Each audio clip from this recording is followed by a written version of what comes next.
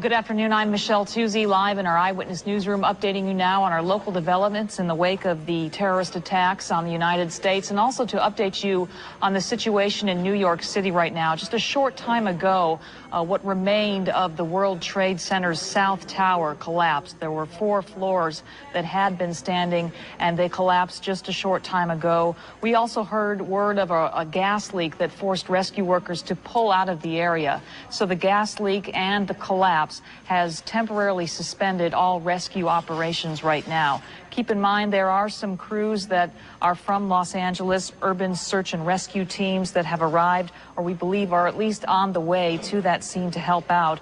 And those who may be there right now, again, have been suspended from working on the recovery and rescue efforts at the World Trade Center site.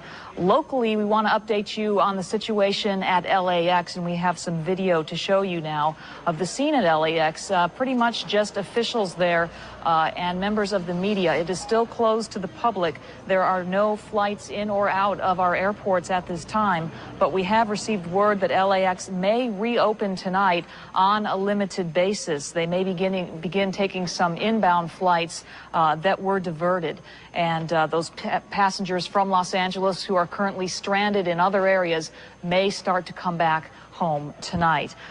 When the airport does reopen, there are going to be some very different security situations that will be in place. There will be no more curbside check-in. There will be no more parking in the terminal parking structures at LAX. And the road that leads to the terminal will be closed to civilian traffic. So if you want to go to the airport, you're going to have to go to remote lots B and C and then take a shuttle bus into the airport.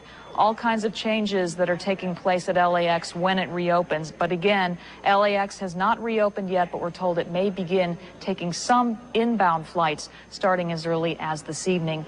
We're going to continue monitoring local developments here. We will keep you posted with more information coming up on Eyewitness News at 4. Peter, I was interested in that story about the 4 people who got the cab in Chicago to go to Los Angeles. I saw the same story, and you wonder if that cab driver wasn't hoping all the way out that he could pick up another ride in Los Angeles to go back to Chicago. All of the odds were pretty long. But you'd call this planes, trains, and automobiles. I talked to a pilot friend of mine earlier in the day who said that each airport around the country, or so many of them, really present a fascinating picture because they are... when you look at them from above, although you can't fly over them, but if you could see them from above, you would see planes parked all over the place. There simply aren't enough gates to accommodate because all the planes in the country are on the ground somewhere. This is Washington's National Airport, and you get some sense of just how crowded the airports are, and they're all that way. You look at the board, you think the planes are cancelled, but there just wasn't enough letters there for the canceled, and the airports look like ghost towns. But not the car rental agencies. And when you look inside the agencies, you find that the lines are long. People always try to find alternative means of transportation. And look at that. You get in line, you wait your turn, maybe there's a car when you get up to the front counter. But people are trying to move, and planes aren't going to be anywhere near available until tomorrow. And so the auto rental agencies are packed. And then Amtrak is also getting, as you mentioned, rather heavy business.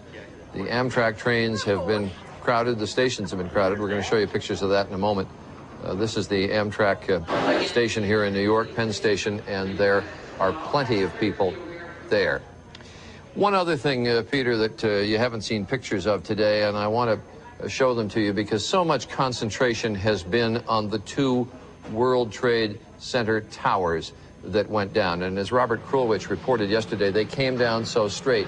But we didn't talk much about Building 7, 47 stories right next door. The integrity of that building severely compromised, as the other buildings you've been talking about in the last few minutes have been, by the debris that fell from the 2 towers. And Building 7, which had been evacuated, and so is probably a smaller, or we know it's a lesser priority for the search teams, but it is a tangled mess right there in the center of the square, and Building 7 will in turn be addressed by the workers who are in that area.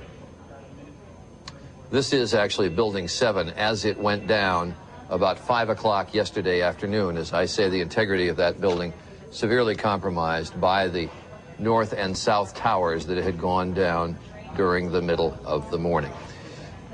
We hadn't seen much of Building 7 and wanted to get some look at that. So that's a good sense of what people are doing about transportation today. And that cab is probably somewhere now in Kansas, I suspect, heading for L.A., Peter. Thank you, Charles, very much. And just much of this will be obvious to people depending on where they live, but government buildings are still closed.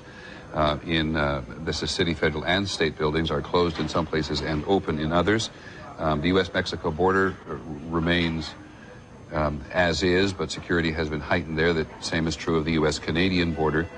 There was some talk earlier this morning about whether these hijackers had crossed into the United States, these terrorists had crossed into the United States from Canada, from Quebec to Maine. We've never actually resolved that particular issue, though the governor of Maine has provided some detail about how these men got down to Boston, and we've had a fair amount of reporting today out of Boston on the FBI investigation and the continuing process there of trying to identify the terrorists who actually got onto the plane. And in the case of the terrorists themselves, which I think it was the Attorney General who told us, operated in groups of approximately 3 or 4 on each of the individual aircraft. There's been some process of identifying them. There's been a very intense investigation in Boston, including the FBI and a SWAT team going into one of the premier hotels in that city to see what they could find in one of those buildings, and did come upon some people in the building. They took them into custody for questioning, but they have released no further details. And it was the Secretary of Defense at one point who said, slightly obliquely, that there were people, and his implication was in the government, who were violating the classified information rules and therefore putting investigations in peril or compromising investigations by talking about them in a public way. We're not precisely sure what he meant in this case, but as you've heard all day, there have been bits and pieces of information slipping out, being deliberately put out, and the results of very serious investigations by news organizations as to what is actually going on. Tourist attractions around the country are open and closed. Most of them, including Walt Disney World and SeaWorld, reopened in Florida. Have no idea what attendance was like on a day like today, because on this day after this attack on the country, people are clearly, if New York is any example, and I mean parts of New York which have not been affected in any physical way by this, if New York is any example, many cities in the country have just moved at a much slower pace, far fewer people doing things. Now here is the ambassador from Saudi Arabia, Prince Bandar, who wants to make a statement.